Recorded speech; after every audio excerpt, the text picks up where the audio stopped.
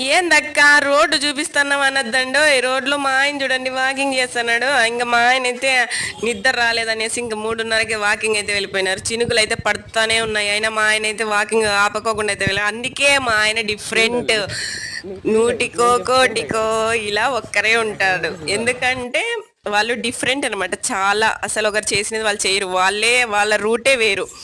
మా ఆయన 3:30కి అయితే చినుకులు పడతా అంటే ఇంకా వాకింగ్ అయితే వెళ్ళారు. ఇంకా నేనైతే 4కే లేసాను. ఏమబ్బా మా ఆయన లేరు అనేసి ఫోన్ చేస్తే మా ఆయన నేను వాకింగ్కి వచ్చాను, సరేలే ఇంకా వస్తాను అనేసి వానలోనే చినుకుల్లోనే వచ్చి నన్ను కూడా మళ్ళీ అయితే వాకింగ్ అయితే పిలుచుకొని వెళ్ళారు.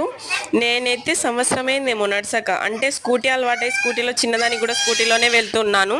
ఇంక ఇప్పుడు ఫస్ట్ టైం మళ్ళీ అయితే నడిచాను మా ఆయనతో పాటు ఎన్టీఆర్ సర్కిల్లోకి, అక్కడ కళాజ్యోతి సర్కిల్లోకి మొత్తం అంతా నడిపించుకొని వచ్చి మళ్ళీ టీ అయితే తాపిచ్చారు మా ఆయన. ఇంటికి వచ్చేకైతే 5:10 అయింది. Okay bye.